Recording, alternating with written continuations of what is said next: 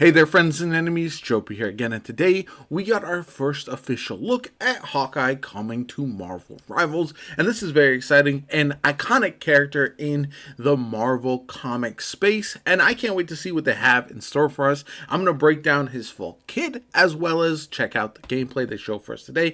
A little bit of a shorter one, but I am really excited to see what else they have in store for us, especially considering this is the third straight duelist that we're getting. So hopefully the variety in combat continues, because I have enjoyed the fact that all the characters really feel like they add different elements to gameplay, and so there should be a lot of variety when the game does launch.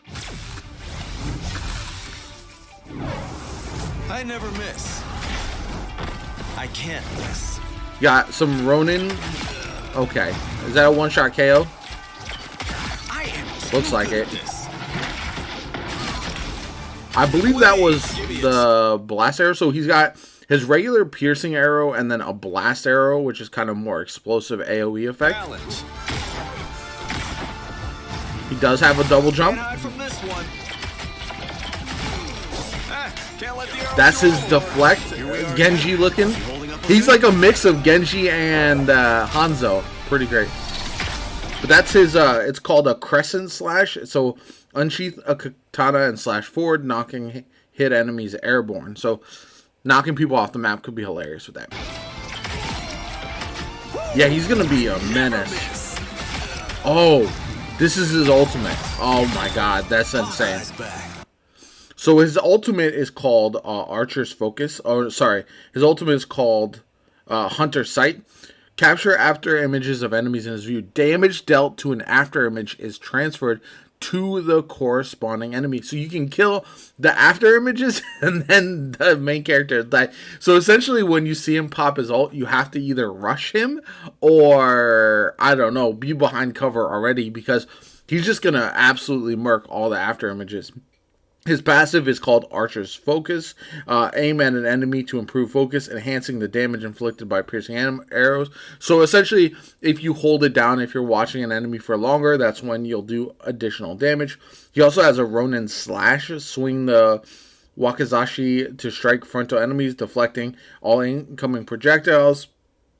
And then a Hypersonic Arrow. Shoot a hypersonic arrow, dealing additional damage to enemies in his path. So lots of different options in this kit. And again, he does remind me kind of a combination of Genji and Hanzo with the arrows. I do worry a little bit about the one-shot potential for his bow, because we've seen in games like Overwatch and Widow, or even Hanzo when Hanzo was super buffed, that if a character is consistently one-shotting, especially at the higher skill levels, then they're absolutely going to dominate and be a must-pick. And that's what I hope Marvel Rivals avoids with all these different options. Eventually, you're going to have some really strong characters. You're going to have a meta.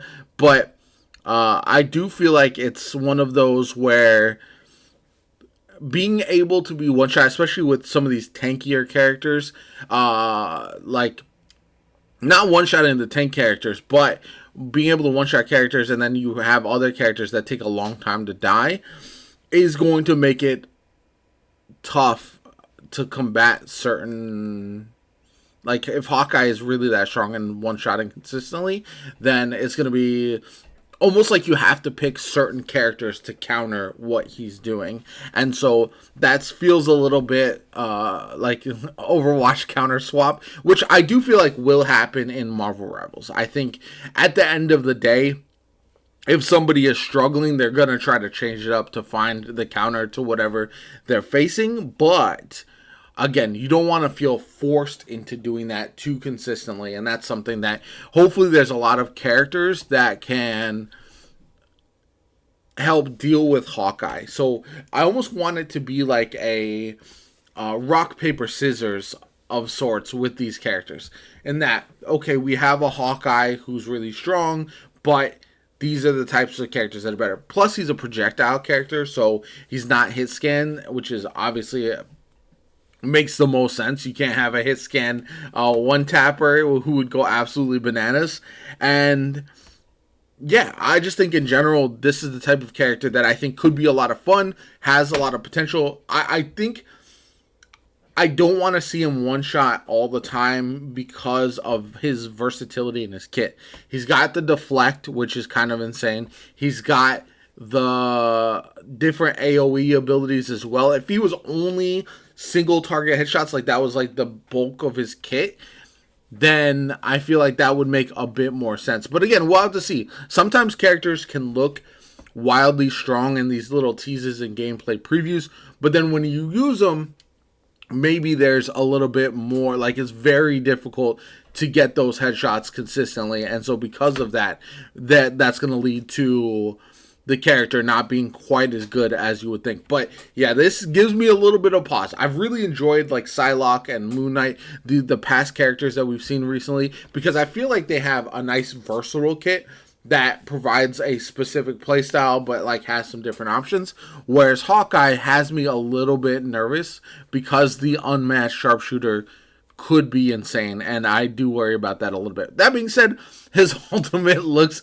bananas. Imagine you've never played against him before, pops his ult, and everyone just kind of scatters to get away and hide, and then all of a sudden you just start dying. I feel like that'd be hilarious, and I'm glad we got a sneak peek at him, but I do feel like he's one of those characters that people will absolutely find annoying, even if he isn't overpowered. You know how there are characters in hero shooters who maybe they're not always the strongest character, but you play against a good one and it feels just so obnoxious to run against. That's where I could see Hawkeye falling, and I hope I'm wrong on that, but that's just my early impressions. Kit looks insane. I do feel like he's going to be one of the higher played characters initially based upon everything that I've seen, especially for the high skilled lobbies, but we'll have to wait and see. Anyway, let me know what you think in the comments down below. Are you looking forward to playing Hawkeye, or do you think he won't be as insane as I believe he will? Let me know in the comments. Like the video, subscribe as always. Stay tuned for more Marvel Rivals content. We have a couple more characters to be revealed before launch in December, and I'm really looking forward to that. We're going to have so many options when the game does finally drop. It's going to be insane. Plus, the skins. I might have to make a whole new video on all the skins that we see because they look insane. We've got MCU skins, we've got custom skins, we've got comic skins, just bananas amount of content. And it's something that games like Suicide Squad, games like Marvel's Avengers, even though they are more PvE focused, they really failed to provide the amount of skins and the connection to the universes people care about, and Marvel Rivals is definitely correcting that mistake. So let me know what you guys think. My name is JoPa. Have a good one. I'll catch you all later.